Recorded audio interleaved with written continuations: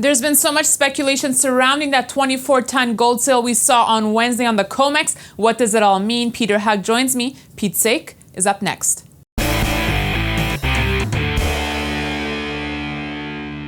Pete, as always, thanks so much for being with me. Oh, it's great to be here again. So, Peter, on Wednesday, we were down $30 on gold, $1.50 on silver. What happened? I mean, when I look at the screens this morning, silver's actually 20 cents higher than the level it was at when the sell-off started yesterday morning at 8:30. And gold's just a little over $10 below the level from where the sell-off started. There was a seller in the market. I think the execution of the trade was perfectly timed. I put out a blog yesterday morning that the 1750 level was having a bit of trouble and it was stalling at 1750, and I suggested that level should be sold with a pullback to the low 1720s. When the market actually went to 1705, it was a screaming buy. That was a triple bottom over the recent last 4 weeks. Just as the 1750 was a triple top. So, I mean, it was a perfectly executed technical trade, and it was the size of the trade that caused the market to sell through the stop loss. Right, that's what I've been hearing, Peter, from other sources, that it was a well-crafted trade, apparently by a well-known $14 billion U.S. fund. Is it even relevant, though? I mean, it could have been.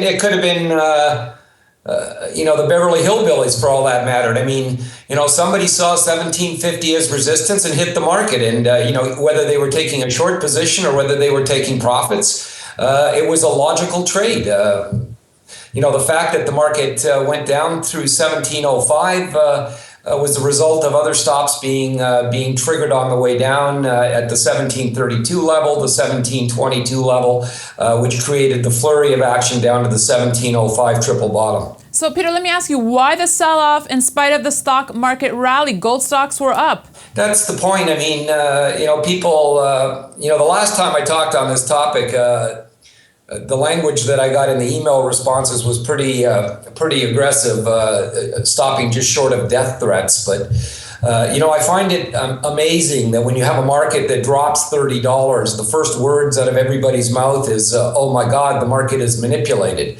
But for every buyer of 100 ounces of gold on the futures market, there has to be a seller. The market is a natural offset mechanism. I didn't hear anybody screaming manipulation when gold rallied from 1720 to 1750. It just seems to happen when the market drops. This to me was an excellent trade at 1750. It would not surprise me if 1750 was breached on the upside, that this same fund manager will come in and reestablish long positions. So, Peter, do you think investors should be worried, or is it a case of if you're going to bet big? Again, you use the word investors.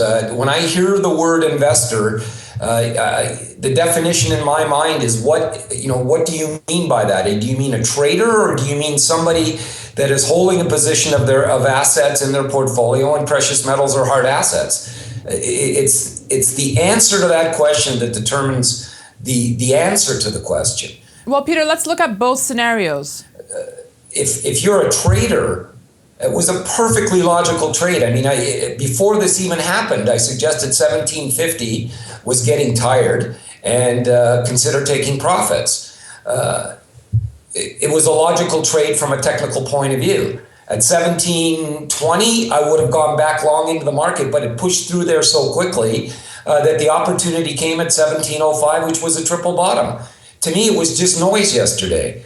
If somebody had come in yesterday at the same time and bought that equivalent amount of gold and the market went to $1,800, we would not be having this discussion. So gold didn't flounder. It didn't get back to the highs it was at, but it did respond positively, right, Peter? It responded exactly where it should have, at support, closed back up around the 1720 level. The reason it didn't get through that yesterday was because that would have been a support level on the way down. It went through there this morning.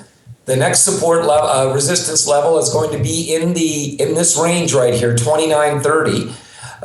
If it gets through here, you're going to see 1750 again. So, Peter, we also had some more positive figures emerge from the U.S. on Thursday, including GDP being revised up. What are your thoughts on the impact of the U.S. recovery on gold? Yeah, my fundamental feeling on the markets that make me constructive on the markets is that the underlying primary reason for the move in the precious metals is the debasement of both the U.S. and European currencies. So let's look at the numbers this morning. You had GDP that was revised up by 0.75 points, which technically should be bearish to the market, because you could make the argument that now the Fed doesn't need to be have as easy a monetary policy.